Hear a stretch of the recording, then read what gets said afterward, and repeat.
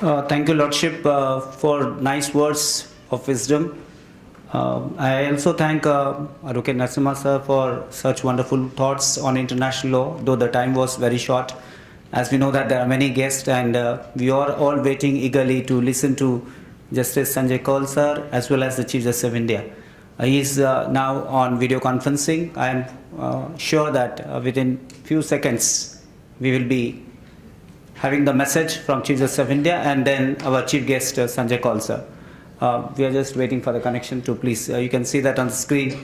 Lordship may visit in any time and we'll start with the message.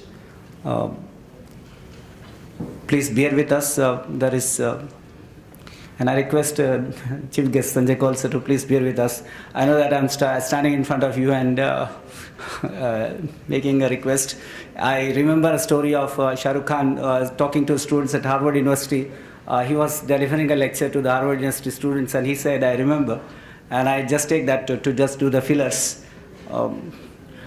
Because he said that he was going to talk to the students of Harvard universities and they know that Americans are always busy and they value the time more, like they are not free like Indians. We always feel free to talk. There was an SMS yesterday, whether internet is free or Indians are free. So we keep on doing that. But having said that, he was saying that a person went to the hospital and he was asking to the person who was in ICU, that how are you feeling? And that person was in ICU with all the kinds of ventilators and all that. He was listening, but then he was not in position to answer anything. And then after talking so much that, how are you, he was going on talking and said that, then he showed some gestures, said that, please give me a pencil and pen, I want to write something. He wrote that on the paper and gave it to that person. And before he could give, he died. So he thought that there is something will which he has given. He kept that in the pocket. And when the dead body was buried, he went to the graveyard and said that at the last moment he gave me a piece of paper. I believe that there is a will which he has given to me and I want to read it. And he opened the paper in front of everybody after doing all the cremation and everything and started reading that paper. And on that paper it was written, oh dear foolish person, you are standing on my oxygen tube, please get aside and please let me breathe. But he was not knowing that he was standing on oxygen breath. So I believe that I'm standing on the oxygen breath of you and the chief guest. But then we hope that within few minutes we will be through to it, because it will be too disgusting and not good to stop any one of those legends who are here to talk. But ladies and gentlemen, jokes apart, human rights issues and prestige that both the judges of Supreme Court and High Court, they are here and they are talking to us, makes a sense and feel proud. And once again, I'm really thankful for the guest here for accepting my invitation at a short notice and making it a point to come here and to address all of us. Aman sir.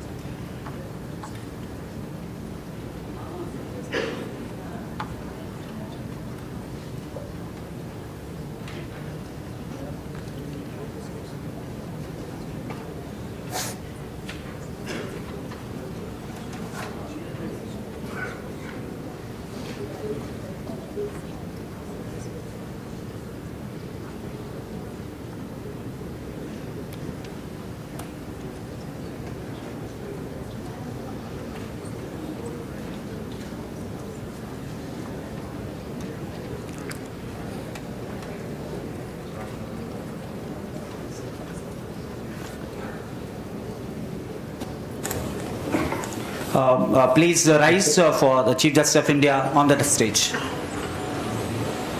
Welcome you, sir, to Bharati Vidyapeeth University.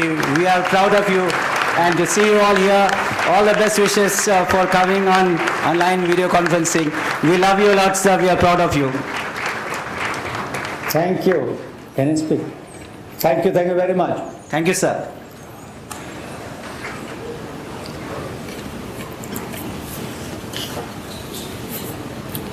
Justice S.K. Kaul, Mr. P.S. Narasimha, Additional Solicitor General of Union of India, Dr. Shivaji Rao, Pro Vice Chancellor, Dr. Biswajit Kadam, Secretary, Bharatiya Vidyapith, Dr. A.M. Salunke, Justice C.B. Badam, G. Jayakumar, ladies and gentlemen. Before I say anything to you with regard to the Moot Court competition, I must express my heartfelt condolence for the founder of the institution, late Kadam Saab. I had met him and interacted with him when I had gone to your university on a number of occasions, and his present personality not only impressed me, but I felt he was a man who was dedicated to the cause of education and sacrifice. Today, you are having a competition, a Moot Court competition, on a very interesting subject relating to human rights. I do not know what kind of problem you have been given, but I am sure all of you are very keen to participate on this topic, which is quite enlightening for everyone. There are many books on human rights, but how does one understand the basic concept or fundamental conception of human rights? I'll take you to the ancient epic. Hanumanji had gone to the darbar of Ravan by force. At that juncture, he was treated with cruelty, and thereafter, brother of Ravan, Vibhishan, stood up and said, he is an ambassador from another country, maybe from our enemy country, maybe from our enemy, but you have no right, propriety to treat him with indignity or in an inhuman manner.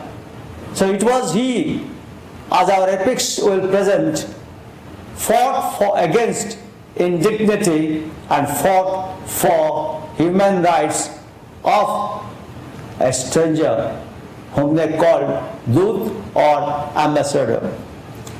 My purpose of telling you, all the young students who are present, they must become soldiers of human rights and treated as a place and a crusader against indignity. I have always maintained that man, when dead, there is also a dignity of the dead. I'll tell you two historical incidents. During the Second World War, Mussolini and his wife were pushed to a wall, and at that point of time, wife of Mussolini said, do not kill him. She came on the front, and these people, the rebels against Mussolini, they killed her. And thereafter Mussolini said, all right, I'm standing here, shoot me on the chest. And they did kill her. They killed them. That's another matter. History may justify, I am not there. What the populace did thereafter, history records with sorrow and agony. They tortured the dead bodies and really ill-treated. This ill-treatment of the dead is extremely tragic. You have no right to treat a man who is dead as if he has ceased to exist as a person. He still exists as a dead person, and therefore you have to show respect, dignity, and a sense of humanity towards him. We have recently penned a judgment. Mr. Narasimha, the Additional Solicitor General, was assisting us. The issue related to the dignity in the process of dying. Being assisted by numerous counsel, we have stated that there has to be dignity in the process of dying, and there cannot be any kind of unwarranted compromise on that. I'll tell you another aspect. There was a great lawyer in England, a young man like you, went to file a litigation, what we call a lawsuit. He wanted to recover 200 pounds from the old lady. The lawyer was conscious. He said, young man, keep your papers. After we study the papers, we shall send you the opinion. They had a law firm. After a week, the young man received a communication from the law firm, dear so-and-so, we have perused your papers, we have scrutinized the same, you have an excellent case in a court of law, but we think you have enough time in life to earn much more money than 200 pounds than to drag an old lady to such a litigation. My purpose of saying is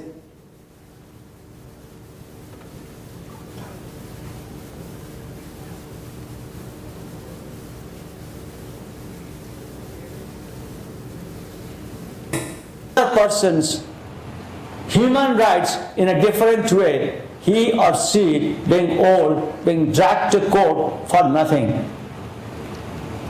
Human rights includes forgiveness also. Human rights includes sensitivity. Human rights includes generosity, and that is why we have got a concept of constitutional fraternity. I am sure you will have a great day today. Mooting is always interesting, and when there is competition, it's challenging, and when there is success, it's a celebration. But I've given small advice. When you participate in a moot court, it's a great achievement, because sometimes you argue in favor of the proposition and sometimes you argue against the proposition. So you are able from both sides. It's a capability test. It's an individual test of one's own intelligence. So therefore, my humble suggestion to you, please celebrate even in success, even in defeat in a moot court competition. Thank you very much for listening to me. Thank you, sir. Thank you so much for coming. We really love you. Thank you, sir. It was a nice meeting you on video conferencing. Thank you so much. That was the Chief Justice of India. He made us proud by coming on video conferencing and spoke those wonderful words that one has to treat with dignity and one has to have also the habit of forgiving. And now we have another legend sitting on the dais, Justice Sanjay Kaul, who says that right to be forgotten, and I'm sure that my mistake he will forget me and will give me mercy and pardon for making wait for a long time to come to